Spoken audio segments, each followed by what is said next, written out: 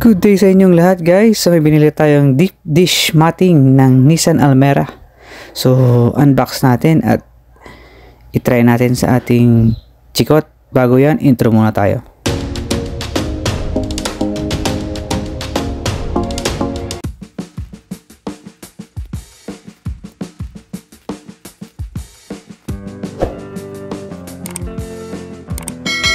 Yan, so ito na nga. Ayan na. Nabili ni wifey sa Shopee. So mahalagang lagyan natin ng deep dish matting ang ating sasakyan kasi lalo na ngayon after ng summer is tag-ulan na, so maganda to sa tag-ulan guys, yung mga ganitong matting.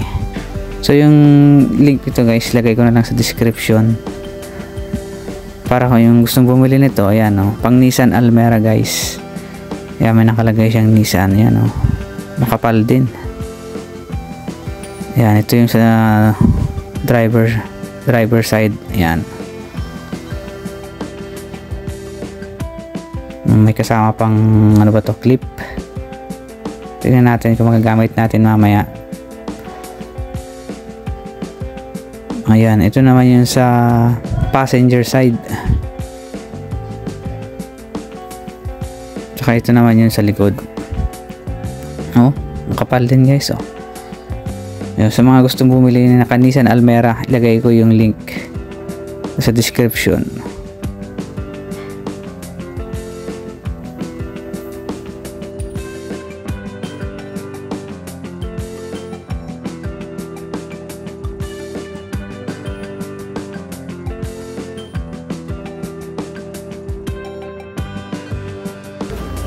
Ayan guys, kakabit na natin ito.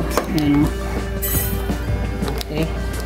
So, kapit natin kay Mirang itong driver, yung may Nissan. Ayan lang yan o.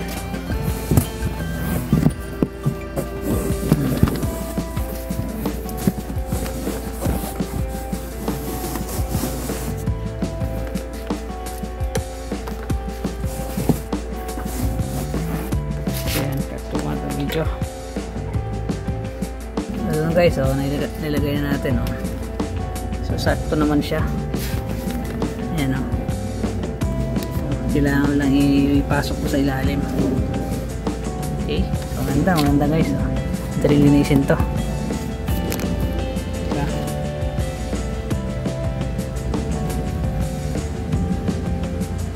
Kapit naman natin doon.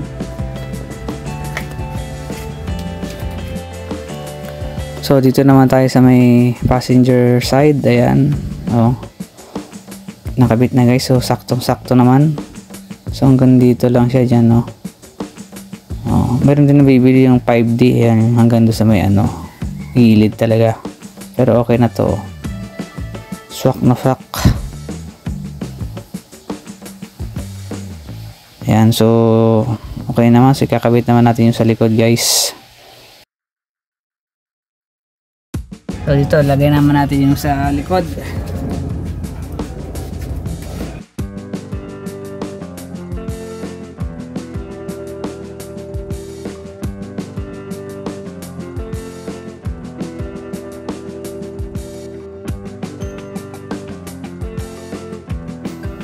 Yan, ganyan lang guys. O yan, tulak lang ganyan. Dalapat din yan. Tapos sila hilain lang ganyan. O. Kasi sukat na sukat naman to eh. Ang 2015 model eh, ang Nissan Almera.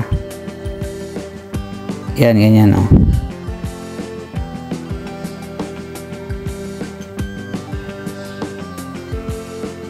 Yan, tapos yung matatakpan na rin yung hanggang doon sa taas ng upuan.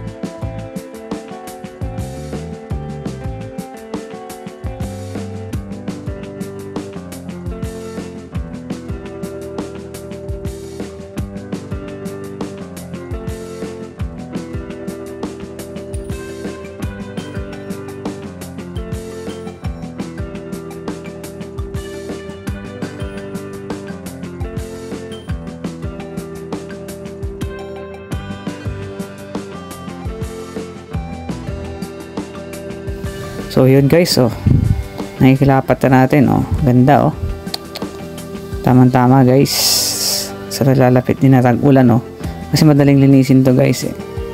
Yan, oh, pag nagkaroon ng putik o mga buhangin yan, walisan mo lang, raspunasan mo lang guys, oh, madaling linisin, yan, saktong sakto.